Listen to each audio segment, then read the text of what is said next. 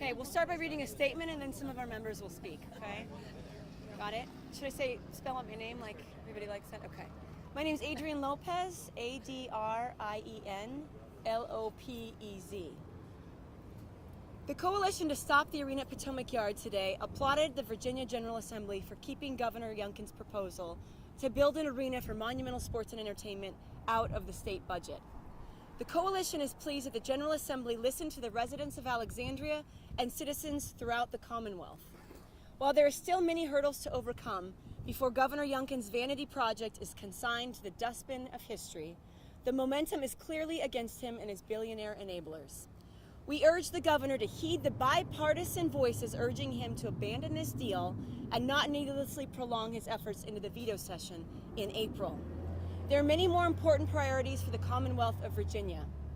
We are deeply indebted to the many champions who have raised their voices in opposition to this deal, including State Senator Luis Lucas, Don't Mute DC, the Northern Virginia Labor Federation, Unite Here Local 25, Taxpayers Protection Alliance, National Consumers League, Sports Fans Coalition, the Sierras Club Potomac River Chapter, and the extensive network of volunteers across the region who have contributed to this grassroots effort.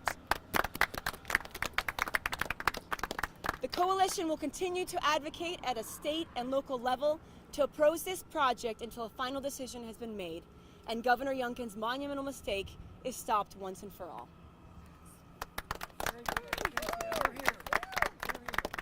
Hi, I'm Shannon Curtis, ShannonCurtis. I live in Delray. And I saw a quote just a little while ago on Twitter that said, pro sports teams don't make towns, they feed off of them. I'm sure Mr. Leontis and his teams would love to feed off of everything that Alexandria is, but Alexandria certainly does not need pro sports to make us everything that we are. We don't need pro sports for us to grow, and we certainly don't need pro sports for Alexandria to thrive. So we're really pleased today to see the General Assembly recognize those concerns and really support the residents of Alexandria and really kill this deal for us. We wish our city council would care about us as much as we've seen our General Assembly care for us. So really proud of our volunteers here today. And also just want to make a comment that we've gotten a lot of pushback that this group is anti-development, and that's why we're opposed to this. I've not heard one member of this group say they're opposed to development in Potomac Yards. We've known it was going to happen for years. We just want to see it make sense. We want to see it fit with the character and the values of our community. We had great plans to piggyback off Amazon, to create this tech corridor, to create good paying jobs, to promote education. We want to see that happen on this site. We don't need pro sports teams to make us great.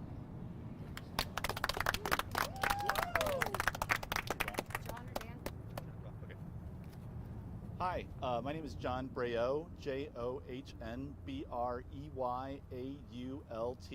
and I'm the Vice President of the National Consumers League. NCL joined this grassroots bipartisan effort almost 8 weeks ago because we wanted a clear message to be sent to Ted Leontis, to the Governor of Virginia, and all of the owners across the professional sport leagues in our country who have for decades managed to hoodwink communities and states across America with the promise of economic development if only they are given billions of dollars in taxpayer money. That stops here, and that stops today, and we have been able to achieve today's victory thanks to the leadership of our amazing grassroots here in Alexandria and throughout the district, Maryland and Virginia, as well as the national groups who supported this, and especially our champions in Richmond. Folks like Senator Luis Lucas, who stepped up from the very beginning and recognized for this deal for what it was. Delegate Elizabeth Bennett Parker, Delegate McClure, who came out despite a lot of pressure and opposed this deal.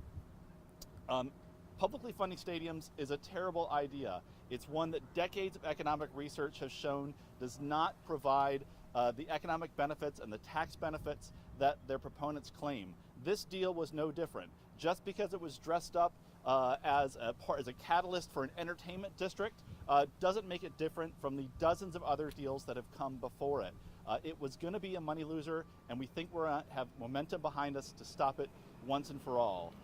I think what the takeaway for me, and I think for many of the people who have been giving our blood, sweat, and tears to this effort since it was announced in December, is that tax money, public money, should not go to billionaires to build palaces where we pay hundreds of dollars to watch millionaires play a game. So thank you very much.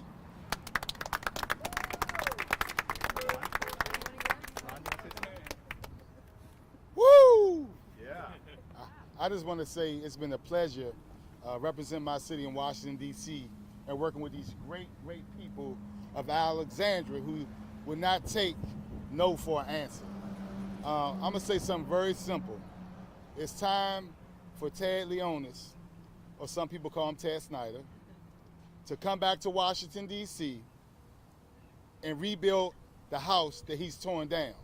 This is the house that Abe Poland built with his own money. Yes. And he should come back. And he should come back and repair the damage that he's done to our region and his soul, because it's damaged. But everybody can repent, and we can all come together and make this situation right. And today, the right thing is happening because, as they said, Senator Lucas and some great, courageous leaders who fought against a reckless tide that tried to destroy the ecosystem of traffic, of commerce, and of the quality of life of this region. Thank you. Can I say something? Go ahead. Yeah, sure. Yeah, I'm Howard Marks, M-A-R-K-S. I'm the vice president of the condo board at the residence at Gallery Place. We are next door to the Capital One Arena. We don't want to see the Capitals, and we don't want to see the Wizards leave. It's too important to the lifeblood of our community, to the restaurants, to public safety, for the vibrancy of the community. We're afraid if the teams leave, it'll be devastating, especially to the restaurant industry, to the tourist industry downtown, and also to Wizards fans. I have a Wizards uniform in right now. Over 60% of the Wizards fans either live in the DC or they live in Maryland. It will take them hours to get to this site to watch these games. You know what? That's a hardship for them. They're fervent fans, and it's just totally callous on the part of Mr. Leonsis to do that to their fans. I also want to thank Andrew McDonald and this coalition. You are angels. You are totally angels for us. You have come to our rescue. We love you. Thank you so much.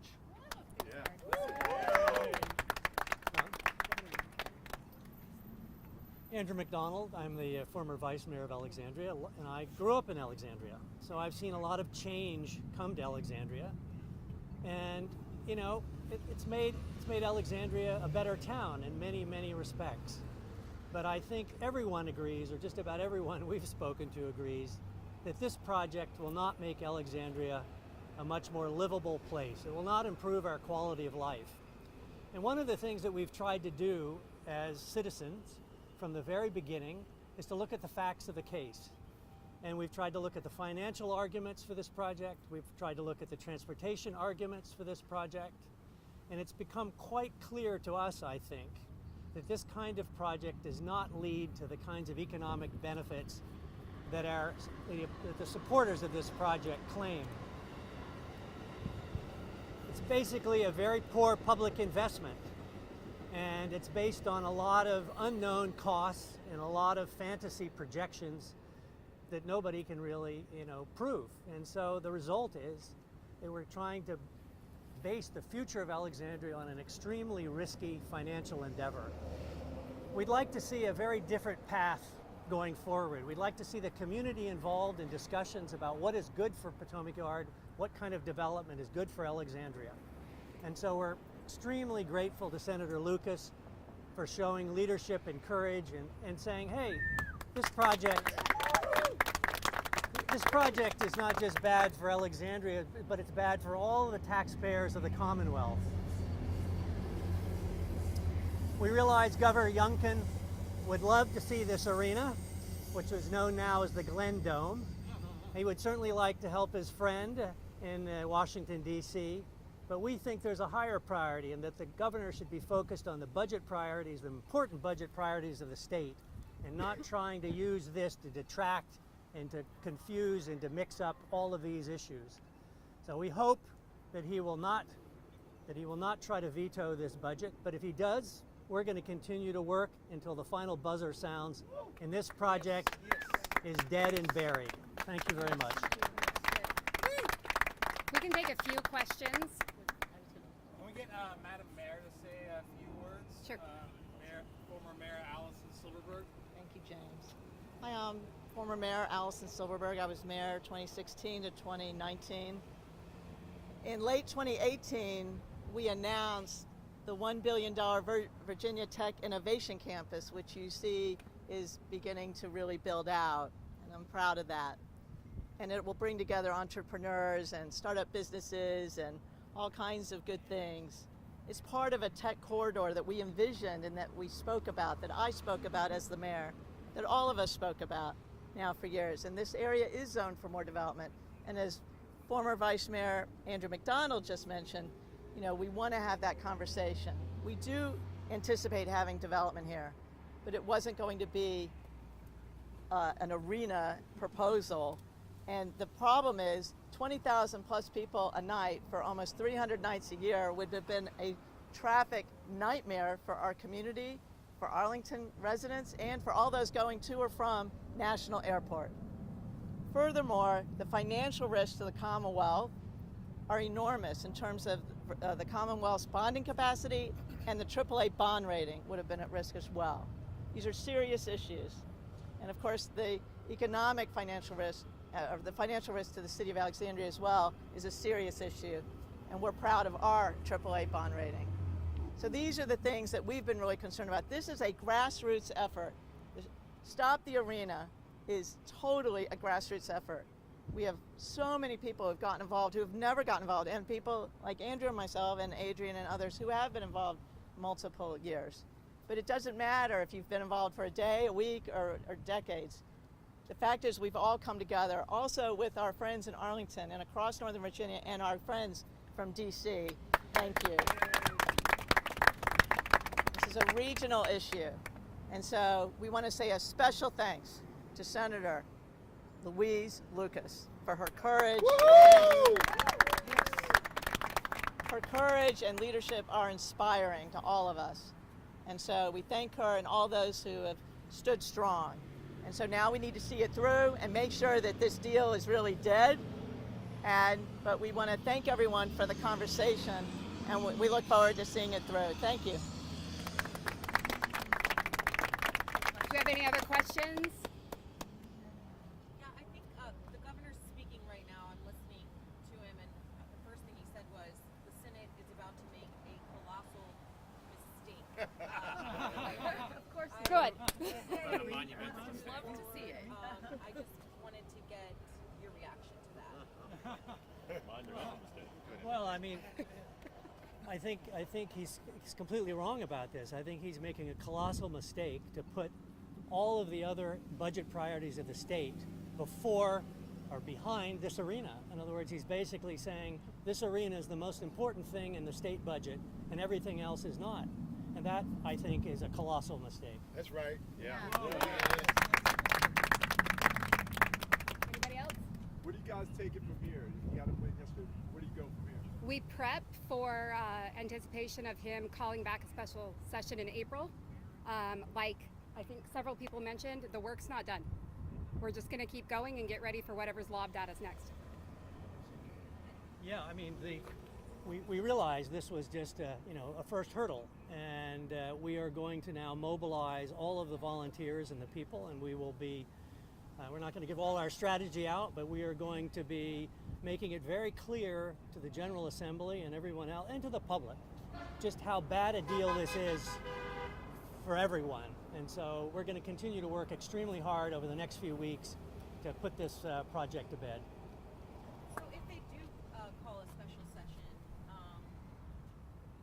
because I mean, like you hear from representatives at Monumental Sports that say there's no other option but Virginia. That's what they say. What do you say to that? Right. Of course they're going to That say sounds like a them problem. So can I say something? Excuse me. Can I say something? Our mayor Bowser has made an offer of $500 million. No questions asked. that will go to Monumental Sports and Entertainment to do the kind of renovations to the Capital One Arena that Ted Leonsis is asking for years. Plus, there's going to be a build-out around the arena, including our condo building. It's going to be an economic renaissance for downtown Washington. So there is another option. Stay put in D.C. I want to say something to your question. He's been flip-flopping and backtracking from day one. So if the people of Virginia keep fighting and the leadership keep fighting, he will backtrack right to D.C. where he belongs and do the right things. And that's what needs to happen. And just to be clear, in the J.P. Morgan report that was done for the Commonwealth, I think back at the end of last year, they very clearly stated that if Virginia did not finance their arena, that they would be staying in D.C. So they have plenty of options, and they already have a plan for that. Yeah, and I think it's important to realize this is a private business. We're a community that depends upon, thorough analysis from the ground up, supposedly. We're not here to help him design a business model for his future or to help him go public. Exactly. So our view is that he can figure out what he needs to do with his business, but we're trying to protect our community and the taxpayers of Virginia. Okay, we're going to wrap it up. Thank you so much for being here. Right now, we just, like the rest of you, we're just waiting to see what's said next, and then we'll get to work. Thank you. Thank you.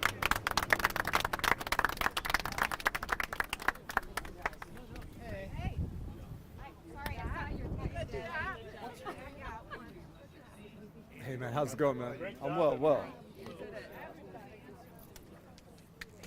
Perfect. I love that the whole class is here. I really hope that you make the shot.